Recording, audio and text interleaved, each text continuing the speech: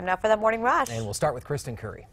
Good morning. Looking for rain and snow over northern New Mexico for the first half of today. Albuquerque, a few spot showers possible. More likely tonight, though, as that second disturbance moves in, favoring southern New Mexico with the rain overnight into tomorrow morning. And then eventually this clears out on Wednesday. We're left with cooler temperatures and sunshine. Adam? On to new information in the investigation into a possible motive in Sunday's deadly church shooting in Texas. Officials say they're looking into threatening text messages the shooter, Devin Kelly, apparently sent to his mother-in-law before the incident. However, she was not at the church that he went to that morning. She did attend, but her mother was among the victims killed there. What the Air Force says officials at Holloman Air Force Base did not do that allowed him to buy guns. Coming up in the 5 Facts in moments.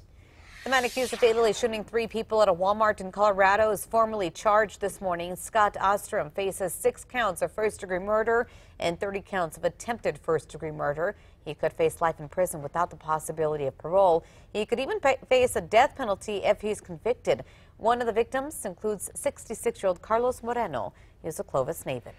We are hoping to learn more this morning about what led to the death of a pedestrian hit by a car. That happened last night near Juan Tabo and Manal. Still unclear how this all unfolded, but police did close down the area to investigate. It is back open in time for the morning drive. As soon as we learn more, we'll update you. On to the news this morning. State police, they need your help finding a missing teen last seen at Santa Fe. Officials say 13-year-old Cassandra Bianca Vasquez was last seen driving a 1998 maroon Pontiac Grand Am without a license plate. It also has a cracked front windshield. Police say Vasquez was last seen Sunday night wearing a black long-sleeve blouse, blue jeans, and brown boots. If you see her, you're asked to call police immediately. This morning, Florida State Greek life is indefinitely suspended. The ban comes after a freshman pledge was found unresponsive at an off-campus party last week. Another frat member faces criminal drug charges right now for a separate incident. Florida State is at least the 3rd university this year to suspend Greek life because of alcohol-related tragedies.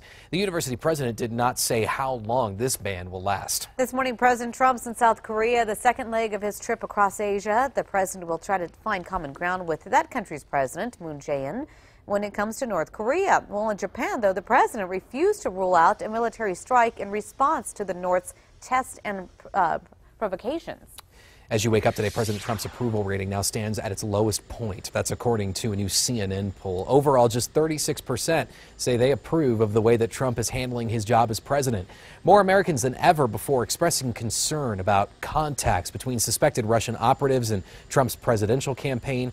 44% say they're very concerned about those reports. Listen to this, Apple users. Apple's working on a solution to a problem you may have noticed on your phone. Some iPhones are auto-correcting the letter I to the letter A with a symbol. It's affecting most phones with the latest operating system. Not everyone with the iOS update is affected, though, but Apple has provided a temporary fix for those who are. The company recommends using text replacement as a short-term solution. The state Supreme Court will soon consider whether 10 bills vetoed by Governor Susana Martinez should have become law. Some lawmakers say that Martinez never offered a reason for her vetoes and missed veto deadlines. Back in September, a state district court did allow the 10 disputed bills to become law, but the governor says the legislature overstepped its authority in challenging the vetoes and that the bills should stay off the books until legal proceedings wrap up. Investigators are working to determine the cause of a deadly plane crash in southern New Mexico. State police say the single-engine Cessna went down Sunday night near the Hatch Airport. All 4 people on board were killed. Church officials in El Paso say 3 of them were pastors. According to state police, all of the victims were from Texas. A New Mexico man is back home safe this morning after state police found him near Pecos. It happened last month after the 64-year-old had been reported missing for 2 days. His family says he didn't return from a hunting trip. A search team spotted him sitting under a tree, and they were able to rescue him, pull him out after he had spent 2 nights in freezing temperatures. Kristen?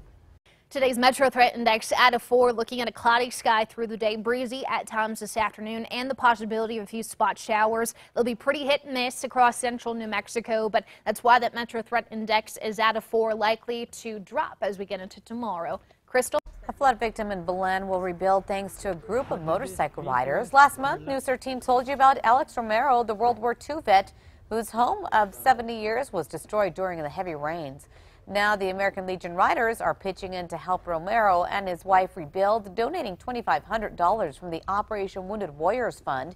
It's part of the organization's mission to support veterans throughout the community. We are still 48 days away from Christmas this morning, but it might be time to think about getting a tree. Anyway, permits to cut Christmas trees in the Gila National Forest will be available November 20th for $5 a piece. However, if you have a fourth grader in your household, you could be eligible for a free permit through the Every Kid in a Park initiative. More info on that is at KRQE.com. Just look under the Always On tab. Sarah? To help Bank of America call center employees cope with the tragedy that took place last Friday, a local yoga studio is stepping in to help. Last Friday, 44-year-old Eugene Bacerdo barricaded himself inside the building before taking his own life. Now, Vivify Hot Yoga is offering unlimited free classes for 1 week only to employees who work at the call center. All employees need to bring their ID. Bank of America officials say they will also be providing assistance like counseling. Kristen? Time now for a check on your Tuesday morning commute. We do have one crash out there this morning. That's at Unser and Paseo del Norte. I've got some construction going on too along I-40 and I-25, so heads up there. But of course, we'll keep you updated throughout the morning. Some new facts for you this morning. 21st Century Fox has reportedly tried to sell its film studio to Disney, a deal that would create a seismic shift in the media and entertainment industry. Discussions are ongoing, but an analyst estimates the value of the deal would be between $20 and $30 billion. Wow. Target will be cutting back on Black Friday madness here at the end of the month. The retail giant says it'll open stores at 6 o'clock on Thanksgiving, 6 p.m. But unlike last year, doors will close from midnight to 6 a.m. Target stores it says that they didn't see too many lines overnight, so the company is hoping to give the employees some rest in that move this year. Finally, this morning, take a look at your TV screens here. High fashion wants us to pay a pretty penny for something we typically toss out. Yeah, is that crazy? This is Moschino selling what appears to be a dry cleaning bag as a dress for more than $700. Their clear plastic garment is meant to be worn over something else because a slip is not included. So you have to supply your own dress. I've got about 5,000 of those that I could sell. Be a millionaire. How about just a garbage bag? How about that? It's almost the same thing. ridiculous. It costs a whole lot less. Ridiculous. Just recycle them. Oh my goodness. All right, time for the 5 facts. Starting number 5, tickets for this year's Illuminati bus tour go on sale in just over 2 weeks. Last year, tickets for the Christmas Eve attraction through Old Town and the Country Club neighborhood sold out quick in less than 4 hours. So News 13 asked whether there will be more buses this year, but the city says that could make too much work for maintenance staff. So you'll have to act fast. For ticket info, go to Always On at KRQE.com. Number 4 now, UNM police officer facing heat this morning, but will not be reprimanded after he was caught parking in a handicapped spot at a busy Albuquerque restaurant. Friday night, a customer snapped a couple of photos of the UNM police car outside the Los Cuates on Lomas. UNM PD says the officer could not see the markings on the ground and that the space did not have a vertical sign in front. UNM says the officer is sorry and will be more observant of where he parks. At number 3, rain and snow to the north, and we've got more showers to the south later on tonight. Albuquerque in between, just looking at a few spot rain showers possible. Cloudy sky through the day, cooler this afternoon. Temperatures continue to drop tomorrow. Number 2, roadside panhandling will soon be against the law in Albuquerque. Late last night, city councilors voted to approve the pedestrian safety ordinance, making it illegal to solicit drivers for money from sidewalks, curbs, or medians. And drivers could also be cited for giving money or even food to panhandlers. The ban would also include firefighters gathering fill-the-boot donations or Girl Scouts selling cookies.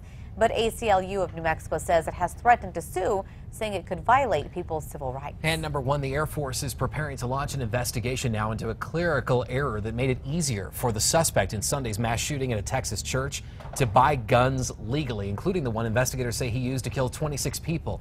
According to the FBI, Devin Kelly's conviction by court-martial on 2 charges of domestic assault in 2012 was not entered into a national database by Holloman Air Force Base officials. That information would have popped up on a background check.